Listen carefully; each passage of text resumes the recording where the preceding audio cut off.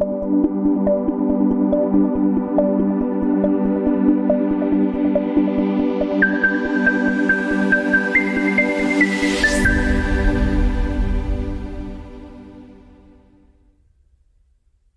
días, queridos amigos y amigas de Contacto. Estamos de manteles largos precisamente porque nos ha recibido Jesús Zambrano Grijalva, presidente nacional del Partido de la Revolución Democrática, aquí en sus oficinas, aquí en la Ciudad de México. Muchas gracias, Jesús. Al contrario, gracias a ustedes. Estamos también aquí, contamos con la presencia de nuestra querida directora del Noreste de Contacto Noticias, Mari Carmen. Muchas gracias. Pues es un gusto porque es la primera vez que salimos de Guanajuato, sí, y venimos a ver de primera mano los temas a nivel nacional. Podría decir muchas cosas de ti, porque te conozco y sé el currículum, pero yo quiero que tú te presentes, que le digas a nuestro auditorio quién es Jesús Zambrano. Sí, en primer lugar, muchas gracias, Carlos Pedro, por estar acá y darnos esta oportunidad. Yo soy, desde luego ahorita, como bien se dijo, presidente nacional del PRD, y empecé muy temprano mi compromiso con las luchas sociales allá en mi natal estado de Sonora. Norteño. Norteño, de corazón. Y pues vinculándonos con luchas agrarias ahí en la región del Valle de Guaymas, Empalme. Yo soy de Empalme, están ahí pegados ahí con playas muy bonitas, por cierto. Hijo de una familia ganadera mediana, siempre ahí creciendo en el medio, como se dice, en las patas de los animales desde niño. Y luego pues seguí muy vinculado a todas estas actividades, y más cuando ya nosotros ya habíamos salido de la secundaria. Me gustó siempre ser de esos niños dieceros, ¿no? Uh-huh. Y luego pues empecé a sentir ese compromiso, esa afinidad para ayudar a la gente que buscaba justicia, tanto para regularizar las tierras ejidales de esa zona del Valle de Guaymas Empalme, como también con gente de sindicatos que buscaban ahí organizarse, jornaleros agrícolas, y de ahí mismo de la propia ciudad de Empalme, que es en donde yo nací. Y ahí empecé a correr, a caminar.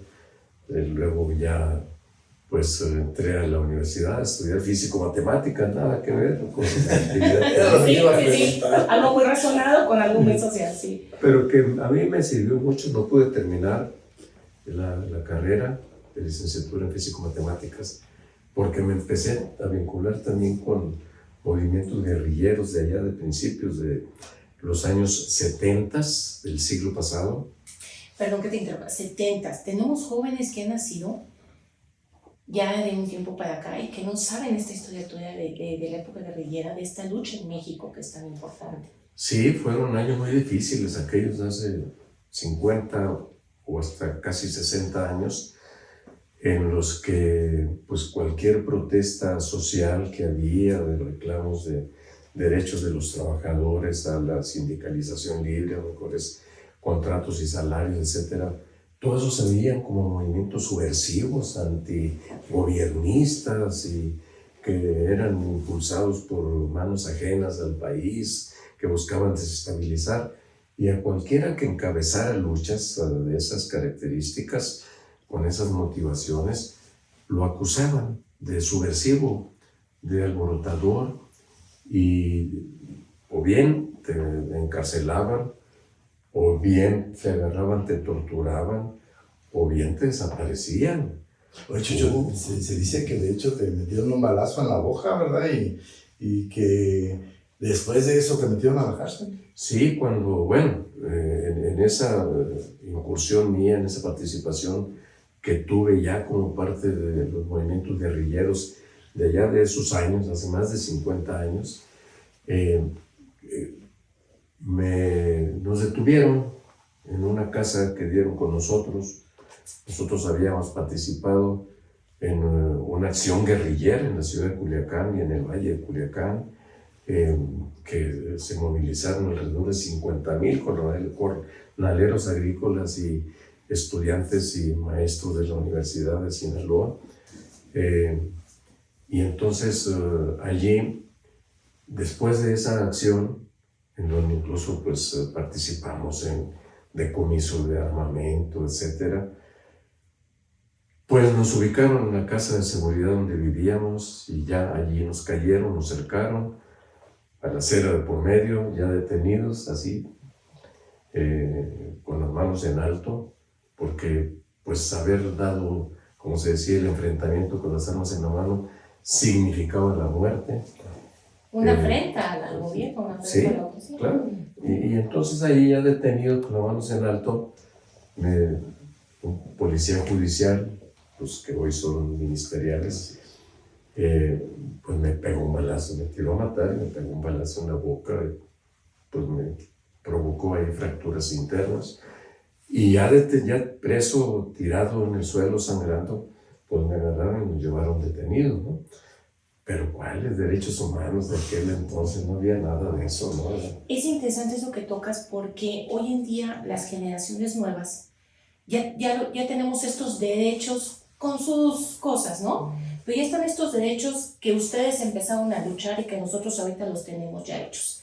Y entonces, qué bueno que no te mataron, que estás aquí de líder por algo y que eres una prueba viviente de que estos derechos que hoy gozamos fue porque gente como tú y otros compañeros lo hicieron.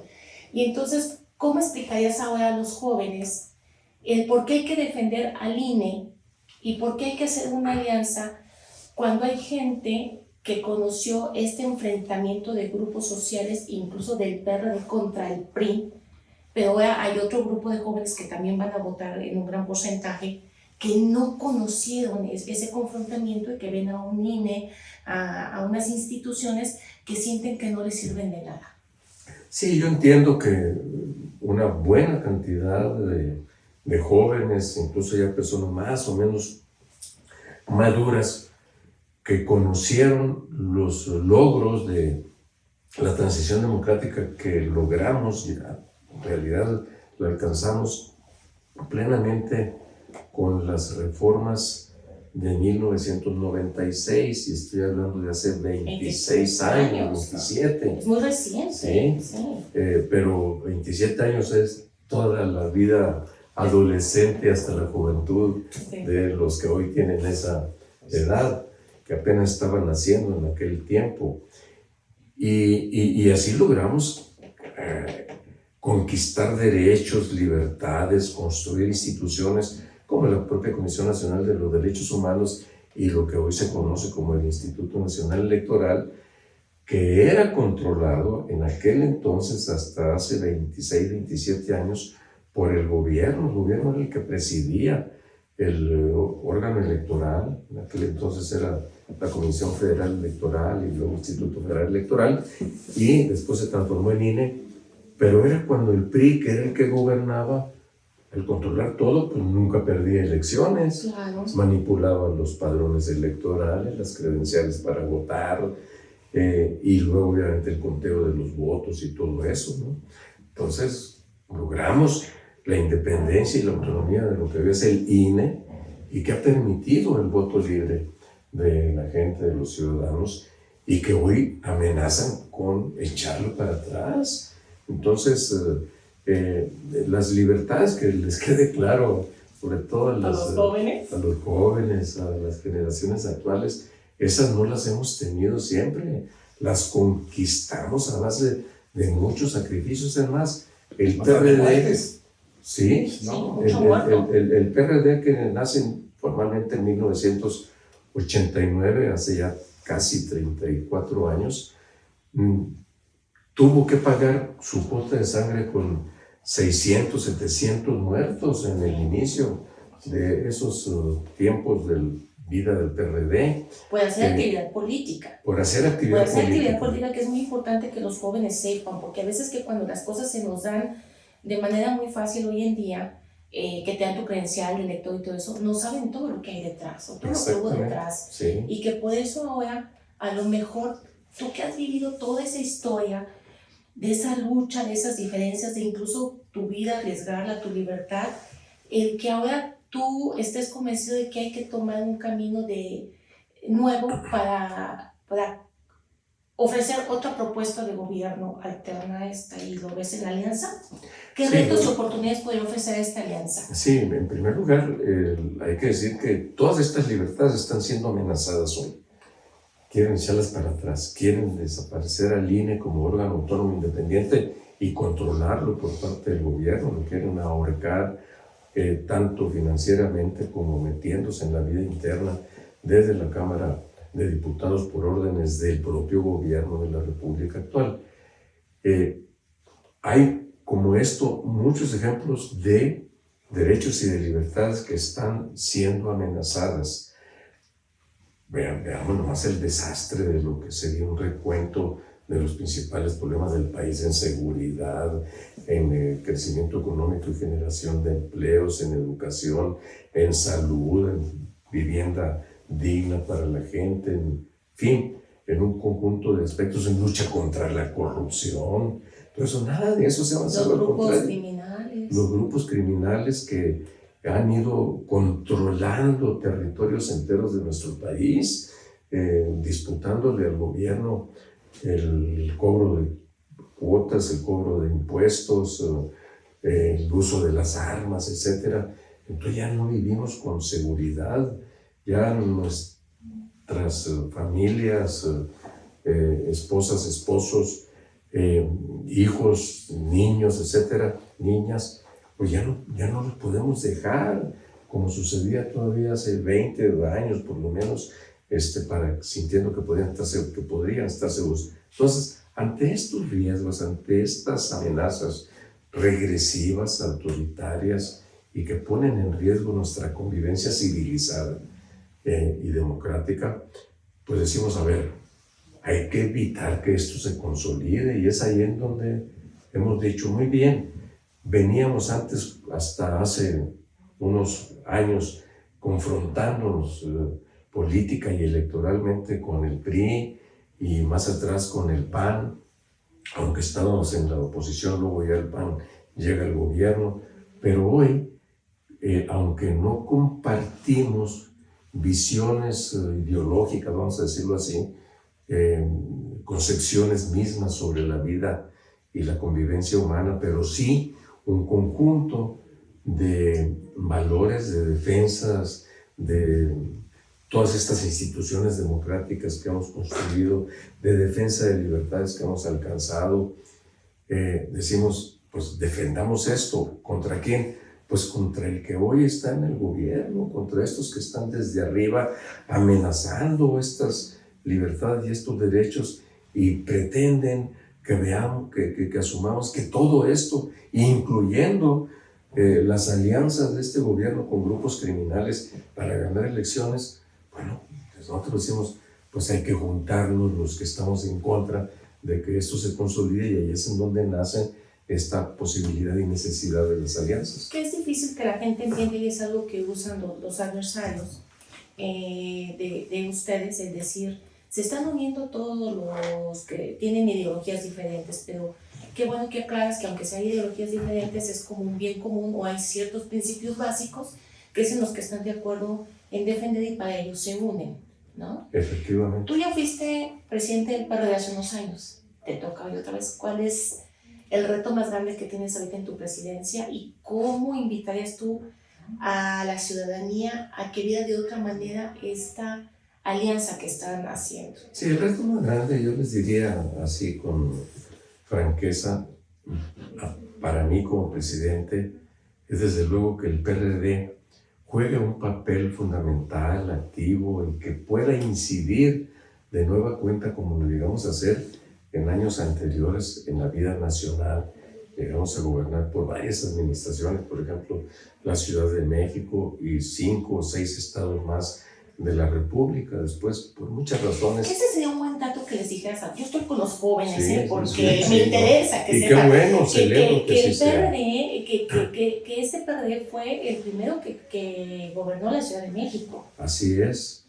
Nosotros incluso fuimos los impulsores y columna vertebral de esas reformas electorales que permitieron lo que hoy conocemos como la transición democrática, allá con reformas que impulsamos y defendimos y luego buscamos hacer realidad desde 1996, cuando por primera vez hubo elecciones democráticas para designar al gobernante de la Ciudad de México en 1997. Ganamos con el ingeniero Cuauhtémoc Cárdenas a la cabeza, ganamos el gobierno y luego después de eso, durante varias administraciones, hasta el 2018, lo seguimos gobernando, es decir, lo hicimos durante 21 años, la capital de la República, luego ganamos Michoacán, en Alianza Oaxaca, igualmente, Veracruz, Puebla, Zacatecas en su momento, Michoacán, mencioné, Sinaloa, Baja California, incluso entonces, solos en unas partes, en alianza con otros. Y hemos perdido influencia porque, entre otras razones, pues cuando hace 11 años López Obrador decidió romper con el PRD porque no podía darle órdenes al PRD, porque en el PRD somos libres de pensamiento, de opinión, con visión crítica, y él decidió irse y fue cuando formó Morena para sentir que fuera de su propiedad. Y bueno, entonces ahí empezó también, nos quebró por la espina dorsal al PRD y caímos en nuestras votaciones hasta los últimos años. Regresando entonces a contestar la pregunta, el principal reto es que el PRD vuelva a tener la confianza de ser una opción. Ser una opción, y sobre todo de dos grandes partes, segmentos de nuestra sociedad. Las mujeres. Hemos sido pioneros en la defensa de los derechos de las mujeres y de la igualdad plena de las mujeres frente a los hombres en todos los terrenos de la vida. Déjame meter mi paréntesis. Yo quiero decir que yo fui testigo, en un Zacatecas, un Congreso Nacional del PRD, porque esto ya no se vive en la vida política de México. Antes había unas discusiones impresionantes de días y de horas en la madrugada, donde subía una Rosalvina Garavito, una Amalia García, una Rosario Robles, o sea, gente a debatir, y se dio esta discusión, y creo que el PRD, corrígeme, fue el primer partido que aprobó las cuotas de mujeres al interior, si estoy correcto, en Zacatecas. Así es. Primero que un 30% mínimo en las candidaturas, luego un 40%, y hasta dijimos igualdad plena. Y fuimos los primeros que lo logramos internamente, y luego después luchamos por meterlo a la Constitución y a las leyes electorales como derecho de las mujeres. Que nos tengan confianza, y de los jóvenes, que es tu obsesión, y yo adoro que así sea, mi querida Carmen, que estés preocupada por las nuevas generaciones, por los jóvenes, que yo digo, ustedes jóvenes, quienes lo estén así, nunca bajen la guardia, siempre estar en actitud de rebeldía frente a todo lo que sientan, vean, perciban que no está bien, que está funcionando mal. Rebélense, cuestiónenlo, y siempre, nunca asumir con el ser mediocres en la vida. Yo digo, hay de todo, pues, ¿no? Pero quienes quieren encabezar cosas, y ojalá hay muchos de los que nos escuchan digan, caray, yo no quiero ser mediocre, yo quiero ser siempre de los mejores. Esforcémonos, esfuércense por ser mejores en la vida, y van a salir adelante, y siempre pensando solidariamente. No salir adelante a costa del otro, pisoteando al otro, sino buscando siempre trabajar en equipo cuando se puede. Hay actividades en la vida que son absolutamente individuales, ¿no? ¿Tú crees que le resulte al partido en el poder tronar a la línea? No lo van a lograr, pero no lo van a lograr porque, en primer lugar, pues ya no pudieron, mediante reformas constitucionales, porque no les dieron los votos. Necesitan las 2/3 partes de todos los legisladores en cada una de las cámaras.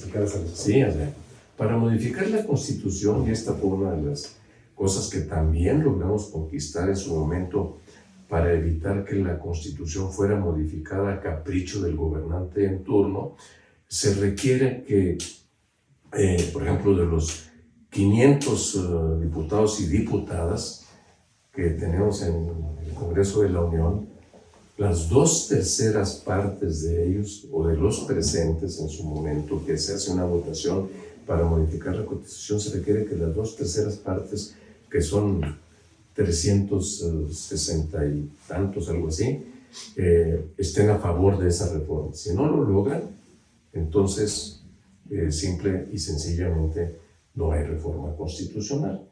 Entonces, y no pudieron modificar la Constitución ahora en esto último, que querían quitarle el carácter autónomo e independiente al INE y regresar a que todo lo controlara el gobierno, como sucedía antes. Y entonces ya no lo tienen y no lograron modificar la Constitución. Ahora el problema que tenemos es que todo eso que no pudieron modificar con los votos que no les dieron para la Constitución, lo quieren hacer mediante reformas a leyes secundarias, reglamentarias de la Constitución. Y entonces, ¿qué significa? Significa que, por ejemplo, le dicen, entonces no pude desaparecer, no pude quitarle al INE su carácter autónomo e independiente, ni pude tampoco hacer que la confección de las listas de electores y la emisión de las credenciales para votar sean llevadas a gobernación, como es su planteamiento original. Pues entonces ahora le quito recursos al INE, lo obligo a que se reestructure internamente, a que no tenga la posibilidad de contar con el personal suficiente en todo el país para estar atendiendo a los demandantes de credenciales para votar, que además, afortunadamente, la credencial para votar se convirtió en el principal medio de identificación ciudadana a nivel nacional, que también fue gracias a todas estas reformas que impulsamos nosotros. Ahora quieren pues, dificultar todo el trabajo del INE, de los listados, de la confección, de estar a tiempo para hacer el sorteo, la insaculación, para que decenas de miles de mujeres y de hombres sean seleccionados y capacitados debidamente en tiempo y forma para ser funcionarios de casillas, que son los que cuentan los votos.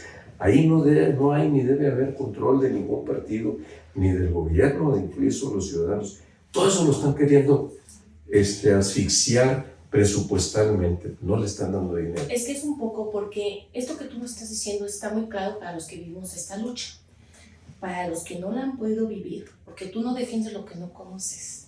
Ellos tienen su credencial de elector y esa retumbar, pero es un poco como cuando en tu casa te quieren controlar ahorcándote el dinero, ¿no? O sea, no te quito tu autonomía, pero ya no te doy el dinero, ya no te presto el carro, ya no nada, y entonces es un poquito como de irte limitando. A mí me encanta este tipo de pláticas porque por primera vez ponemos del dirigente nacional, de alguien que lo vivió, porque además no es que se lo inventó, o sea, lo vivió, lo ha venido haciendo, él fue testigo, fue actor principal, y sería bueno seguir teniendo contigo estas pláticas para que a los jóvenes, a la gente que no le interesa la política, les digamos por qué les debería interesar la política. Porque al final de cuentas lo que decían los diputados y los dirigentes nacionales de los partidos, los vamos a tener que asumir todos. Así, y los gobernantes, o sea, si ustedes en la Cámara de Diputados deciden quitar el INE o restringirlo o aumentar los impuestos o hacer todo, porque toda la vida política de México pasa por las cámaras de diputados a través de los partidos políticos. Por eso son importantes. Así es. ¿No? Y cuento de que, ese sí es un cuento de que el INE cuesta mucho, que es muy caro y que es muy costosa la democracia mexicana. Yo digo, ni siquiera es como dicen que es el más costoso en el mundo. Hay otros organismos internacionales que cuestan bastante más que lo que nos cuesta a todas y todos los mexicanos sostener presupuestalmente al INE. Pero yo les diría, cuesta muchísimo más el que no haya democracia, el que se afiancen, que se restrinjan las libertades. De donde venimos, y que yo lo viví en carne propia, como tú ahorita lo recordabas, Carmen, los que venimos de allá, de los tiempos turbulentos, de las guerrillas y de todo eso, sabemos todo lo que significó en cuotas de muertos, de desaparecidos, lo que se le llamó la guerra sucia, porque no había la aplicación de las leyes básicas de una guerra regular, sino absolutamente desigual por parte del gobierno, sin respeto a los derechos humanos. Los que venimos de todo eso, decimos claramente, eso es muchísimo más costoso que lo que cuesta hoy que vivir. lo que nos cuesta el INE. El vivir en paz, en tranquilidad, el tener elecciones que ya no son motivo de conflicto, pues es lo mayor beneficio para la sociedad. Fíjate, Pedro, Jesús, que yo cuando me encuentro con los jóvenes les digo, bueno, miren, si les da flojera leer o están muy saturados, porque además los jóvenes de hoy en día traen una vida muy saturada de información, muy saturada de muchas cosas. Antes no había un Jacobo Saludos que de 24 horas, ahora hay 20,000 escándalos, pero el bueno es Contacto Noticias, por favor. O uno de los buenos entre ellos. Claro. Yo les digo a los jóvenes y les recomiendo, y no sé si ustedes están de acuerdo, por ejemplo, vean unas películas de Isabel Allende. Hay una que se llama Entre Amor y Sombras, con Antonio Banderas, que además te ejemplifica una historia de amor, pero dentro de la dictadura Así chilena. es. Entonces, ¿quieres ver lo que se puede llegar a hacer cuando no tienes una democracia? Vean esa película. La otra es Hotel Ruanda, ¿no? Que es una masacre impresionante entre dos tribus. Y les digo, pues vean las películas y entonces empiecen a cuestionar esto, empiecen a cuestionarse qué es peor y a valorar lo que tienen. Así es. Pues yo te quiero agradecer muchísimo esta entrevista. No quiero que sea la primera, pero vamos a hacer lo que sea por vía Zoom, porque sí es importante, yo creo, que los temas que se vengan haciendo posteriormente podamos decirles, a ver, expliquémosle a los jóvenes, a los nuevos votantes, que son un gran porcentaje, que son los más apáticos, porque además todos son iguales, y tienen razón, hay que reconocerlo, que a lo mejor se hizo algo mal o varias cosas mal, Claro. y que ahorita lamentablemente hay actores políticos que se les encuentra en corrupción, en falsedad, en muchas cosas de todos los partidos políticos. Claro, sí. Y yo creo que hay que ponderar a los actores que están tratando de hacer las cosas bien y que han hecho una carrera política luchando por ello, y qué mejor que la tuya, que pasas de estar en las guerrillas, en la subversión, a pasar después a ser, por la vía democrática electoral de nuestros principios, diputado, ¿no? Presidente de la mesa directiva de la Cámara de Diputados. Y entonces, que esta transición que se dio hacia la institucionalidad, hacia la democracia, hacia la legalidad, es lo mejor para todos. Pues sí, efectivamente, como tú lo dijiste, querida Carmen, la política nos impacta a todos, Sí. las decisiones. No es solamente el día de ir a votar y se acabó, ¿no? Hay que estar pendientes y participar desde la comunidad, en la escuela, en las asociaciones civiles, etc. Y les diría algo a los jóvenes, por especialmente favor, que no envejezcan prematuramente, no se comporten como los viejos y que conservadoricen su pensamiento, no. Hay que estar modernizándose, siempre actualizándose y buscar salir adelante, ¿no? Nunca rendirse. ¿Te quedas como invitado permanente en contacto para los siguientes? Por supuesto, con muchísimo gusto. Yo no me quiero quedar con las ganas, porque sí hay una inquietud. Dicen, bueno, unidos ahorita el PRD, el PRI y el PAN, pues pueden hacer esa lucha. Pero si crees que corre algún riesgo esa alianza de la que ahorita va por México, de que se desquebraje en algún momento por falta de acuerdos nacionales de los líderes. Sí hay riesgos, por supuesto, siempre los hay, y ahorita especialmente a propósito de esto, Pedro, nosotros desde el PRD estamos defendiendo y seguiremos haciéndolo, planteando que especialmente la candidatura presidencial para el 2024 sea decidida por un organismo ciudadano, que sea organizado el proceso para seleccionar mujer u hombre, que sea lo mejor para competir y poder ganar, pero que lo trabaje, lo confeccione el método, los mecanismos, la inscripción de los aspirantes, irlos midiendo en un proceso de aquí a unos cuantos meses, por la sociedad civil y no decidido por las cúpulas partidistas. Y tenemos ahí un diferendo muy grande con el PAN en primer lugar, pero también con el PRI, que ha asumido que debe ser el PAN el que debe decidir la candidatura presidencial y particularmente la candidatura al gobierno de la Ciudad de México. Primera vez que sucede, que ha participado en muchísimos acuerdos de conformación de alianzas, que un partido te dice, pero yo soy el que va a conducir y a dirigir. La conducción Cuando al tiene final que de ser... cuentas el que vota es la sociedad, o sea, Claro. es un buen ejercicio democrático de unidad, porque la sociedad tiene que empezar. Hay una discusión con politólogos y sociólogos de que la sociedad no debe rebasar a los partidos políticos, pero creo que ahora la sociedad debe de ayudarlos, porque los partidos políticos, con todo respeto, han creado a la sociedad. Claro. Entonces ahorita yo creo que es el momento de abrirse, de hacer una autocrítica personal y de poner estos valores que hablamos al principio por encima de los intereses partidarios, porque ganan. Si gana la sociedad, ganan ustedes. Claro, por supuesto. Si ustedes se presentan de una manera más franca, más digna, más consultando a la ciudadanía, van a ser votados y van a ganar los dos. Así es, yo digo, a mi manera, hay que caminar de la mano de la sociedad civil y hacer una alianza para el 2024 que no sea solo de partidos políticos, aunque formalmente lo sea, legalmente así tenía que ser, sino que en los hechos realmente sea una alianza de partidos políticos, una amplia coalición de partidos con organizaciones de la sociedad civil y tomar las decisiones juntos.